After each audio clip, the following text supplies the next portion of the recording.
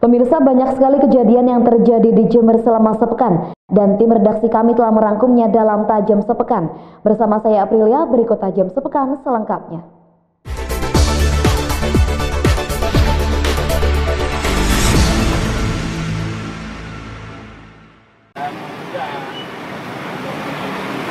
Pembangunan trotoar di Jalan Jawa dan Kalimantan sekitar kampus Universitas Jember memang terdapat balok kuning khusus untuk memantau akses penyandang tunanetra. Namun Dewan Kehormatan Persatuan Penyandang Cacat atau Perpenca Jember MAIS menilai bahwa trotoar yang sedang dibangun masih belum bisa dikatakan ramah untuk kaum disabilitas. Karena balok kuning untuk tunanetra hanya disediakan satu baris saja, padahal padatnya adalah 2 baris. Selain itu, ukuran balok kuning tersebut juga dinilai terlalu kecil dan kurang timbul. Seharusnya Pemkab mengajak kaum difabel untuk dimintai pertimbangan agar pembangunan fasilitas yang didanai APBD tersebut bisa sesuai dengan kebutuhan. Jujur kalau saya amati memang apa yang sudah dipasang di trotoar itu masih belum standar, belum mencapai standar. Hanya kita perlu apresiasi juga bahwa minimal sudah ada upaya. Hanya yang perlu kita sayangkan, kita pada dilibatkan. Padahal kita yang akan pakai. Jadi pemakai itu tidak dilibatkan, Pak? Sama dengan ketika kita ingin memilih baju untuk istri, harusnya kan kita ngajak istri yang akan pakai. Itu analogi simpelnya kan seperti itu. Namun Perpenca juga mengapresiasi Pemkab yang sudah memiliki keinginan untuk lebih peduli terhadap disabilitas Jember. Dari Jember, DKAJ Jember 1 TV melaporkan. Dalam acara seminar Kemenpora bersama Persatuan Penyandang Cacat atau Perpenca, Komisioner KPU Jawa Timur Gogot Cahyo Baskoro menilai tingkat kesadaran pemilih disabilitas di Jember masih rendah, yaitu sekitar 8% saja. Padahal di Jawa Timur tingkat kesadaran pemilih kaum disabilitas terhitung cukup tinggi. Oleh sebab itu, ke depan KPU Jawa Timur berencana akan melakukan sosialisasi lebih masif kepada KPU di setiap daerah, agar nantinya setiap TPS mudah diakses oleh kaum disabilitas. Bahkan di setiap BIMTEK harus terdapat simulasi untuk melayani kaum disabilitas sesuai dengan standar operasional prosedur yang sudah ditetapkan. Secara umum, kami patut mengapresiasi ya teman-teman disabilitas. Jadi tingkat partisipasinya lumayan tinggi kalau berkaca pada Pilkada serentak 2015 dan 2017. Kecuali tampaknya tadi yang disampaikan teman-teman KPU Jember ya, partisipasi teman-teman disabilitas di Jember masih cukup rendah. Mungkin hanya 8%, nanti bisa dikonfirmasi ke KPU Jember kenapa hal itu terjadi. Sementara Dewan Kehormatan Perpenca MAIS membenarkan jika tingkat kesadaran pemilih masih sangat rendah. Hal tersebut disebabkan karena setiap calon kepala daerah kurang mengangkat isu terkait disabilitas. Bahkan dalam debat kandidat pun isu terkait permasalahan disabilitas sangat jarang dibahas. Oleh karena itu pihaknya menganggap dalam setiap proses pemilu tidak akan berdampak apapun kepada kaum disabilitas. Ketika kepala daerah dipilih ternyata programnya tidak mengusung disabilitas, hanya kan mereka berpikir bahwa pemilu itu tidak menghasilkan sesuatu yang berdampak pada diri disabilitas, sehingga buat apa saya dapat memilih. Padahal itu yang perlu ditekankan di sini adalah bagaimana agar dalam setiap program calon kepala daerah itu isu disabilitas itu dimasukkan, dibahas dan benar-benar diimplementasikan. Dari Jember, DKAJ Jember 1 TV melaporkan. Edi B. Susilo, Nirvano, serta Sigit Akbari. Ketiga nama tersebut sudah memenuhi kriteria sebagai pejabat Sekda karena memiliki nilai rata-rata 75, baik tes administrasi, pembuatan makalah, asesmen, dan juga wawancara. Tak hanya itu, ketiganya juga lulus tes moral atau psikologi, tes bebas narkoba, serta rekam jejak tidak tersandung kasus hukum selama menjadi pegawai negeri sipil di lingkungan Pemkab Jember. Juga dalam proses perikanan dan tidak bisa berakhir tadi pagi. Kita rapat menyatakan yang berkaitan dengan proses seleksi ada rekomendasi dari Pansel yang dilakukan kepada Bupati berdasarkan hasil seleksi dengan 7 orang anggota. 2 hari kami Kalau setelah administrasi asesmen di Surabaya, kita di Surabaya, harus substansi, penulisan makalah. Makalah itu sejumlah yang gugur. Setelah makalah asesmen di Surabaya, setelah asesmen kita wawancara selama 2 hari. Juli dan tetap aku diangkat menjadi sekda setelah berkoordinasi dengan Gubernur Jawa Timur. Untuk undang-undang penetapan sekda oleh para bupati harus berkoordinasi dengan Jawa Timur. Kalau sekda provinsi itu keputusan presiden. Sementara itu Bupati Jember mengaku puas dengan kinerja tim seleksi yang terdiri dari beberapa anggota tersebut yang melakukan seleksi secara profesional. Ketiga nama ini nantinya akan melakukan 1 tes lagi, yaitu wawancara dengan Bupati dan Wakil Bupati Jember, yang diharapkan sebelum pergantian tahun segera akan dirilis 1 nama sebagai Sekda Kabupaten Jember. Kita lepaskan, kita percayakan kepada pansel sampai kita mendapat rekomendasi 3 terbaik. 3 terbaik, nanti kita akan lanjutkan wawancara bersama Wakil Bupati. Kita akan pilih terbaik dari 3 yang ada, yang direkomendasi oleh pansel. Saya atas nama pemerintah Kabupaten Jember menyampaikan terima kasih yang sebesar-besarnya kepada pansel yang datang jauh-jauh. Kami tahu panselnya ada yang langsung datang pulang dari luar negeri karena komitmennya terhadap Kabupaten Jember langsung bekerja di sini. Mereka adalah orang yang sangat sibuk dari tempat yang jauh, tetapi karena kita saling percaya, saling berkomitmen, maka seleksi hari ini bisa terselenggara dengan baik dan tuntas. Selain nama calon Sekda, Bupati juga merilis beberapa calon Direktur Rumah Sakit Dr. Subandi Jember dan juga Kepala Dinas Kependudukan dan Catatan Sipil Kabupaten Jember. Dari Jember, Yudis Adi, Jember 1 TV melaporkan. Menjelang pemilihan Gubernur Jawa Timur, Persatuan Penyandang Cacat atau Perpenja Jember berharap dari calon yang ada saat ini bisa memasukkan program untuk kaum difabel, namun bukan untuk janji-janji penarik suara. Menurut Dewan Kehormatan Perpenja Jember MAIS, selama ini memang sudah ada beberapa pasangan calon yang menghadiri acara-acara disabilitas. Itu membuktikan bahwa ada paslon yang peduli dengan disabilitas di Jawa Timur. Namun menurutnya bukan hanya itu yang dibutuhkan, melainkan tindakan nyata dari gubernur terpilih nanti, karena selama ini pihaknya mengaku sering dimanfaatkan oleh paslon untuk dijadikan bahan mencari suara dan menang. Setelah menang tidak ada satupun program khusus untuk kaum difabel. Kalau sejauh ini yang saya tahu memang ada beberapa calon yang sudah ada di Jawa Timur khususnya yang memang sudah ada yang pernah pernah menghadiri acara-acara event-event disabilitas. Hanya yang kita butuhkan kan bukan itu. Kita perlu program real bagaimana agar isu-isu disabilitas ini benar-benar termaktub dalam program realnya, sehingga nanti ketika siapapun dari beliau yang terpilih akan benar-benar memperjuangkan dan melaksanakan, mengimplementasikan program yang ada khususnya terkait dengan disabilitas. Yang diharapkan dari para calon gubernur apa? Dari Mas Ma'is sendiri, Perpencaan sendiri? Yang jelas pertama yang kita harapkan adalah isu itu ada dan tertulis clear bahwa apa yang akan beliau programkan di depan 5 tahun ke depan terkait dengan disabilitas. Dari Jember, DKAJ Jember 1 TV melaporkan. Molornya penetapan anggaran pendapatan dan belanja daerah atau APBD Jember tahun 2018 tentu sangat disesalkan oleh sejumlah pihak, tak terkecuali dari unsur partai politik yang ada di Kabupaten Jember.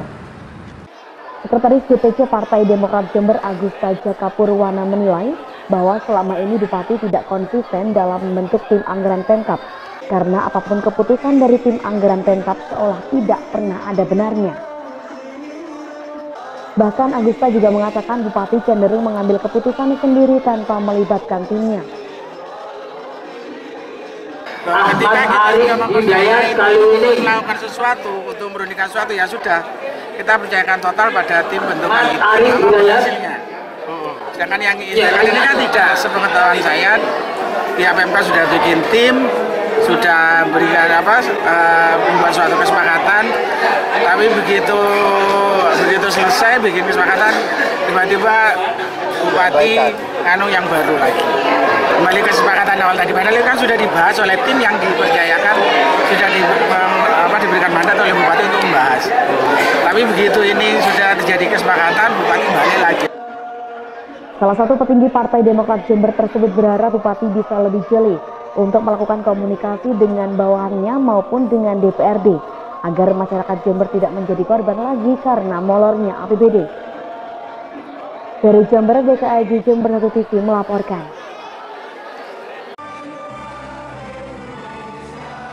Dalam acara Temu Abang Becak ini, Pemkab Jember menyalurkan sejumlah program, yakni pembuatan rekening dan bantuan kesehatan dengan didaftarkannya para abang beserta keluarganya di BPJS Kesehatan yang dibiayai oleh Pemkab. Tak hanya itu, para abang becak ini juga nantinya akan diberi seragam serta jas hujan untuk menunjang kerjanya sehari-hari, sehingga seluruh abang becak ini bisa berseragam dan lebih layak untuk melayani penumpang. Kedepan, para abang becak ini juga sebagai pendukung utama dalam memasarkan pariwisata di Jember, sehingga tak hanya melayani perjalanan penumpang, namun juga bisa sebagai modal transportasi keliling kota untuk pengembangan wisata di Jember. Hari ini kita kongres tukang becak se-Kabupaten Jember. Kenapa dibilang kongres? Ya karena ini pertama kali kumpul dan merundingkan tentang nasib dan masa depan becak di Jember. Kita hari ini membagikan kartu BPJS Kesehatan untuk seluruh tukang becak di Jember bersama anak dan istrinya atas biaya dari Pemkab Jember. Kita juga menyampaikan bahwa seluruh tukang becak yang di Jember akan mendapatkan seragam abang becak, juga mendapatkan topi dan mendapatkan sepatu agar mereka dapat menjalankan tugasnya dengan penampilan lebih baik, dapat dikenali oleh masyarakat dan menjadi petanda bahwa mereka memang becak yang terbina di Kabupaten Jember. Juga untuk menghindari tukang becak ini sering sakit gara-gara hujan, di waktu hujan, kita juga bagikan jas hujan dalam bentuk seragam jas hujan bagi tukang becak Jember dan menghias becaknya mengikuti perkembangan zaman. Becak zaman now, becak pariwisata. Becaknya akan dihias, tadi ini kita contohkan untuk 50 contoh yang pertama, dan nanti Januari kita akan lanjutkan untuk 2000 becak di Jember, semuanya akan kita hias menjadi penunjang pariwisata di Jember. Ribuan abang becak yang hadir dalam kongres ini juga mendapatkan bantuan yang berasal dari Pemkab Jember melalui rekening Bank Jatim. Dari Pemkab Jember, Yudit Adi Jember 1 TV melaporkan.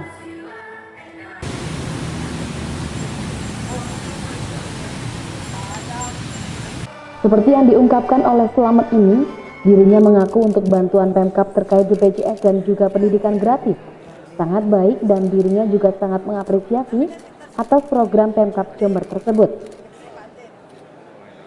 Apa tanggapannya dengan beasiswa atau bantuan dari pemerintah daerah? Senang, bisa bantu yang nggak sekolah. Dari Pemkab Jember, Yudit Adi Jember 1 TV melaporkan. Di rumah tak layak huni inilah Mbak Sukati yang berusia 80 tahun, warga Kebon Kidul, Banjar Selon, Kecamatan Patrang, Jember, hidup sebatang kara tanpa bahan makanan yang tersedia. Di umurnya yang sudah tidak muda lagi, Mbak Sukati sudah tidak sanggup untuk bekerja, sehingga kebutuhan makanan dia peroleh dari belas kasih warga sekitar, namun itu pun tidak setiap hari. Mbak Sukati sendiri mengaku punya 2 orang anak, tapi hanya datang saat lebaran saja. Mirisnya, setiap hujan ia hanya bisa menangis dan meratapi nasib dengan kondisi yang memprihatinkan, karena rumah yang ditempatinya bocor dan banjir. Bahkan Mbak Sukati takut rumah kesayangannya roboh. Namun saat ini masih belum ada perhatian pemerintah untuk membantu Mbak Sukati, padahal jarak rumah dari jalan besar hanya 20 meter saja. Dulu yang itu pemulung. Enggak, sekarang? Sekarang ya, kalau anak saya ngirim yang di Madura. Oh, nunggu itu ya? Iya. Tergantung itu ya? Iya, kadang-kadang ya saudara-saudara di sini itu, ponak-ponakan, ada yang ngasih-ngasih. Oh gitu. Yang Mbak, ini kan rumahnya agak miring gini ya? ya bukan agak. Iya, itu mulai kapan? Iya. Iya apa ya? Ya agak lama juga mungkin. Setahun? Setahun enggak. Oh, enggak sampai ya? Enggak sampai. Kalau takutnya ada, tapi saya itu hanya berdoa gitu. Ya sambil nangis gitu. Tapi bocor juga? Oh ya bocor tuh. Itu di sana gentingnya udah habis tuh yang sebelah. Air-air itu masuk dari bawah juga sini? Ya kalau hujan ya masuk semua gitu air. Air itu lewat bawah mungkin. Ada bolong-bolong gitu tanahnya ya. Mbak Sukati saat ini hanya bisa pasrah dengan kondisinya karena tidak memungkinkan untuk mencari nafkah. Dari Jember, DKAJ Jember 1 TV melaporkan. Penyerahan puluhan ambulan desa oleh Bupati ini dilaksanakan di alun-alun Jember bebarengan dengan gelar pasukan pengamanan Natal dan Tahun Baru. Saat dikonfirmasi oleh sejumlah awak media, Bupati Jember Dr. Faida, dengan penyerahan tahap 2 ini total keseluruhan yang sudah menerima yakni sejumlah 195 desa. Kurang 53 desa lagi agar seluruhnya terpenuhi. Untuk tahap ketiga, Bupati akan mendistribusikan di termin awal tahun depan. Ambulan desa ini juga nantinya dapat membantu dalam melayani pos kesehatan selama Natal dan libur Tahun Baru. Total hari ini 145 ditambah yang tahap 1 kemarin 50. Jadi total sudah 195 desa yang dapat ambulan. Masih kurang 53 desa lagi yang belum dapat. Insya Allah nanti di semester 1 2018 akan kita selesaikan. Dan dalam rangka pengamanan Natal 2017 dan Tahun Baru 2018, ambulan ini bisa disinergikan dengan gerak Polri. Sewaktu-waktu diperlukan dapat disinergikan untuk bersama-sama melayani masyarakat. Dari alun-alun, Yudis Adi Jember 1 TV melaporkan. Banyak dapur yang dibawa. Aksi demonstrasi yang dilakukan di depan kampus Institut Agama Islam Negeri atau IAIN Jember ini berlangsung damai. Unjuk rasa ini dilakukan oleh warga karena merasa kecewa terhadap pihak kampus yang tiba-tiba membangun plengsengan tanpa urun rembuk terlebih dahulu dengan warga. Menurut salah satu pendemo, Yati, pembangunan plengsengan itu berpotensi mengakibatkan banjir, sehingga sangat meresahkan warga apalagi saat musim hujan. Ia berharap IAIN bisa membongkar plengsengan tersebut agar tidak terjadi banjir lagi. Dari Jember, DKAJ Jember 1 TV melaporkan. Ketua Persatuan Guru Republik Indonesia atau PGRI Jember Supriyono mengatakan pihaknya sejak menyerahkan berkas data pembanding GTT-PTT akhir November lalu masih belum diberikan kabar resmi oleh pihak Dispendik. Supriyono mengaku hanya mendapatkan kabar secara informal dari pihak Dispendik bahwa data sudah selesai dan akan dikirim ke PGRI setelah mendapatkan persetujuan Kepala Dinas. Supriyono mendesak Bupati segera menerbitkan surat penugasan tersebut mengingat waktu yang semakin mepet dengan akhir tahun anggaran. Itu saya minta sekali lagi kepada teman-teman guru untuk pertama ya sabar ya, artinya sabarnya ditambah dulu karena yang jelas nanti kita dari hari Rebu ya, masuk setelah libur bersama itu kita juga akan mempertanyakan lagi tentang perkembangan daripada SK penugasan untuk yang kedua kali ya. Sebelumnya diberitakan ribuan GTT dan PTT setelah melakukan aksi mogok kerja dijanjikan akan diberikan surat penugasan oleh Bupati, sehingga honor yang bersumber dari dana BOS bisa segera dicairkan. Mengingat sekolah tidak berani mengeluarkan honor yang bersumber dari dana BOS, sebab jika terus mencairkan akan berakibat permasalahan hukum di kemudian hari. Dari Jember, DKAJ Jember 1 TV melaporkan. Alokasi dana sebesar 25 miliar rupiah untuk para guru tidak tetap dan pegawai tidak tetap atau GTT dan PTT yang dianggarkan oleh DPRD Jember sempat membuat para guru honorer gembira. Hal tersebut dinilai sebagai empati yang luar biasa dari para wakil rakyat di Gedung Dewan. Namun pembahasan APBD Jember tahun 2018 yang masih molor dikhawatirkan akan terus berimbas pada realisasi anggaran GTT dan PTT tersebut. Saya sudah bentuk empati daripada penyelenggara negara termasuk DPRD gitu ya, sehingga mengalokasikan dana 25 miliar untuk membayar GTT dan PTT. Saya pikir ini sudah alhamdulillah mereka sudah peka. Tapi tatkala hasil pembahasan kemudian sampai saat ini deadlock tidak ada kejelasan dan setelah disampaikan kepada gubernur juga belum ada jawaban. Ya tentunya ya harapan yang tadi sudah luar biasa membuat guru gembira menjadi susah lagi gitu ya. Dari Jember, DKI Jember 1 TV melaporkan.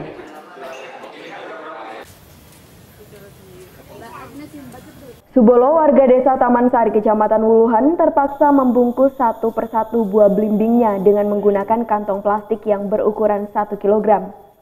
Upaya yang dilakukan oleh Subolo ini untuk mengantisipasi penyerangan lalat buah pada tanaman buah belimbingnya yang ditanam di tanah seluas 1 hektar. Menurut Subolo, di musim penghujan seperti saat ini sangat rawan penyebaran lalat buah, sehingga jika hal ini tidak diantisipasi menggunakan kantong plastik, maka buah belimbingnya banyak yang busuk terserang lalat buah. Kalau musim hujan ini emang pengaruhnya lalat buah, ya hama lah. Nah, jadi harus menjaga kualitas dan pencegahan hama, itu terutama. Nah, karena kalau nggak dibungkus, rawan lalat buah, gitu loh.